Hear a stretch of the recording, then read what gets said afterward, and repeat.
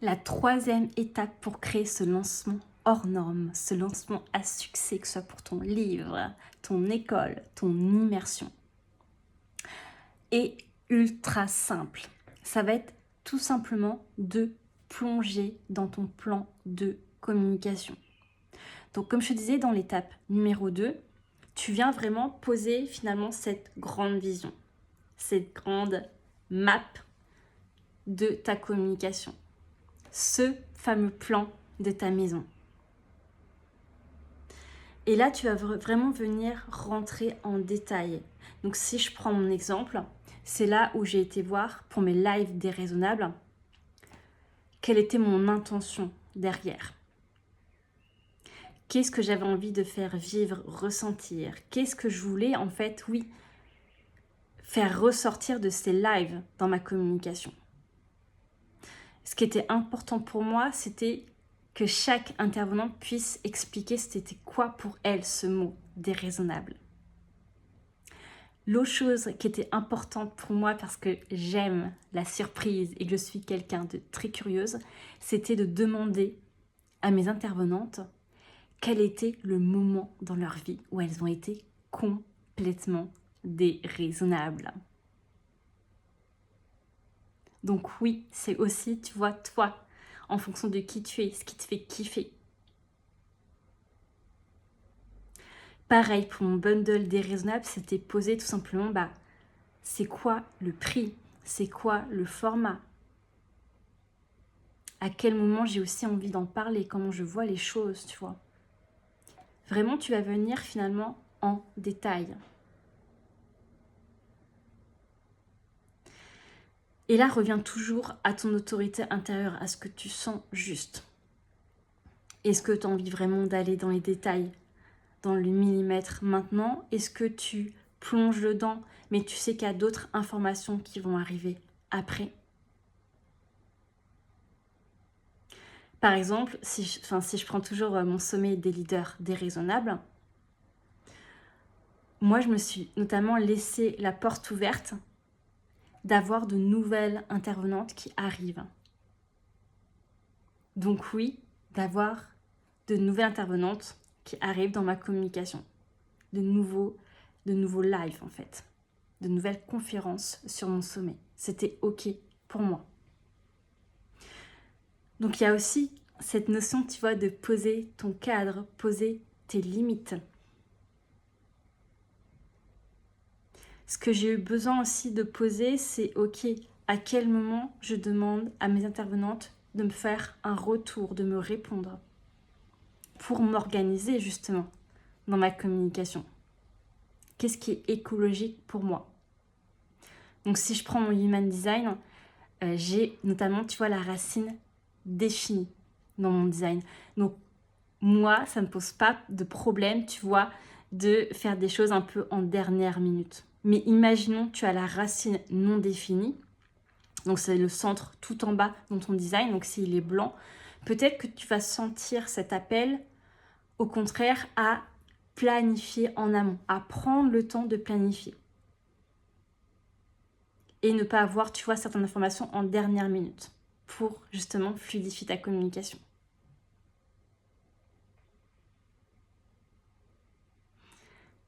Donc, pour cette étape 3, je t'invite à plonger dans chaque grand jalon, dans chaque canal de communication.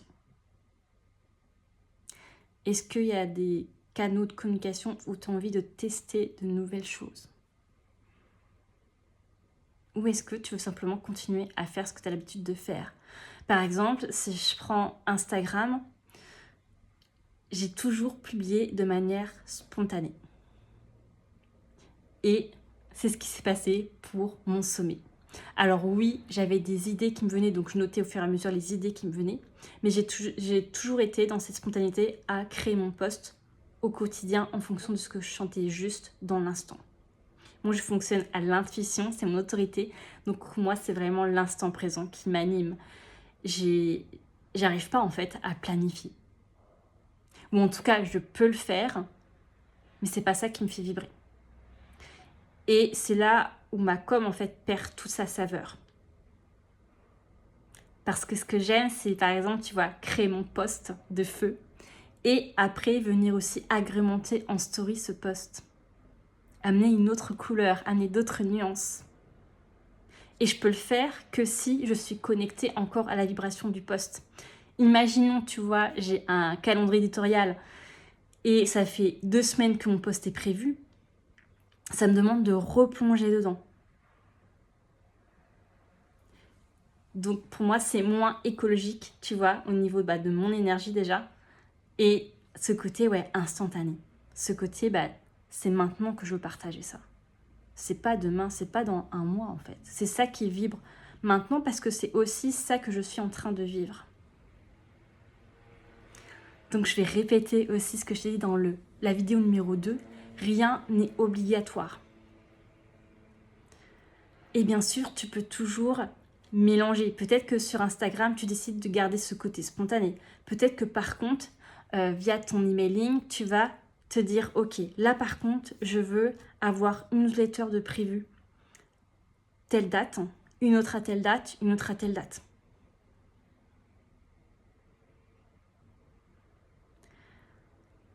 Mais reviens toujours à toi, à ce que tu sens juste. Et ce qui me vient aussi à te donner comme information, c'est ne cherche pas, tu vois, à anticiper ce que les autres vont dire ou penser. Parce que c'est ce qui peut arriver, te dire. Tu vas imaginer que des personnes se disent « Ah, mais elle m'envoie trop de emails en ce moment. Ah, je vais me désabonner. » Tu vois dans l'idée?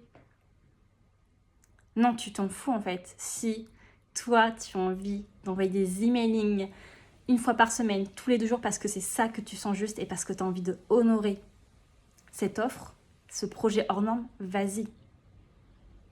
Et garde évidemment en tête que quand tu crées un contenu, peu importe le lieu, tout le monde ne le voit pas. Et aussi, mine de rien, on reçoit beaucoup d'informations chaque jour.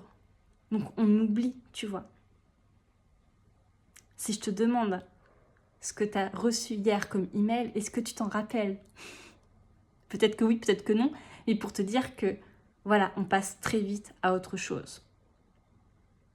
Et c'est pas parce que tu fais plus de emails que d'habitude, plus de posts que d'habitude par exemple, que tout le monde va se désabonner, que tu vas perdre des clients, des abonnés, etc.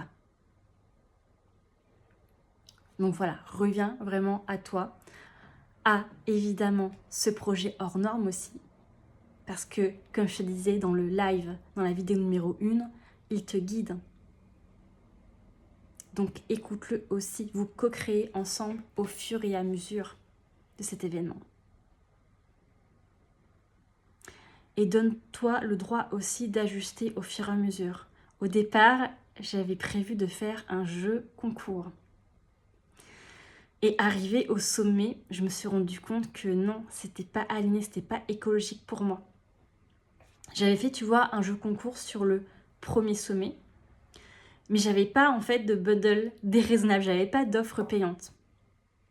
Et là, je me suis rendu compte que de communiquer à la fois sur le sommet, à la fois sur le bundle déraisonnable, plus me rajouter de la communication sur un jeu concours, en fait, ça faisait trop pour moi. Ça faisait trop d'informations d'un coup. Donc, je préférais, tu vois, me focaliser sur promouvoir mon sommet et promouvoir ce bundle déraisonnable. Et là, je pense notamment à nos amis générateurs, à nos amis générateurs sacral, notamment au Manifesting Générateur Sacral. Ton sacral répond dans l'instant présent. Il répond oui, non. Et c'est tac, c'est instantané.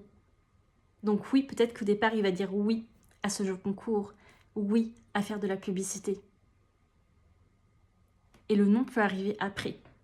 Et oui, je sais que parfois, c'est compliqué d'écouter ce non qui arrive après un oui. Mais c'est évidemment possible. Et peu importe que tu aies l'autorité sacrale ou intuition, garde en tête que ton corps, il réagit, il sait dans l'instant. Par contre, ton mental, lui, va venir faire parler tous tes centres blancs. Il va te faire douter, il va te faire poser plein de questions. Mais toi, tu as reçu l'information. Tu sais exactement quoi faire. Donc oui, écoute-toi pour créer ce lancement hors norme, ce lancement à succès. Tu sais quoi faire.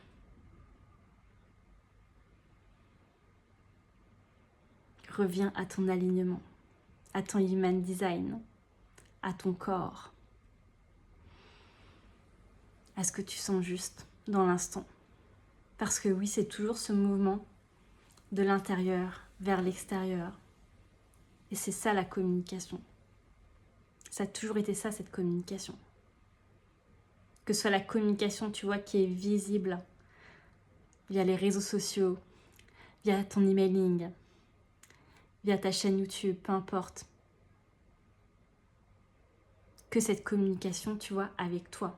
Cette communication avec ton entreprise, cette communication avec tes offres.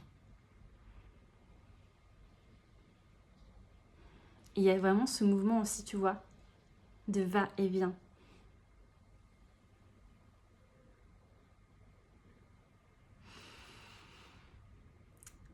Donc là, je t'invite vraiment, tu vois, à fermer les yeux, à revenir dans ton corps, à choisir aussi, comme je te disais, dans la vidéo numéro 1, trouver les pratiques aussi qui te conviennent pour accéder à ces informations qui sont là, à ce que tu sais déjà.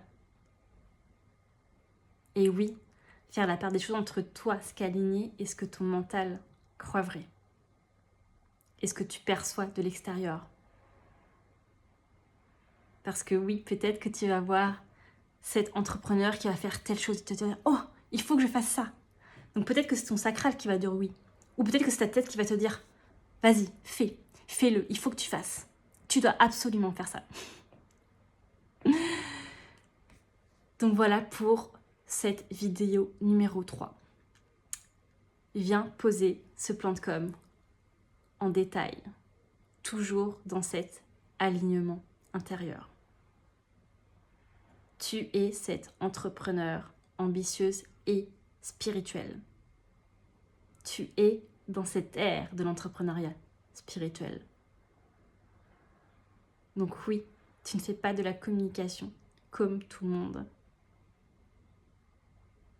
Et la base, ça passe par t'écouter.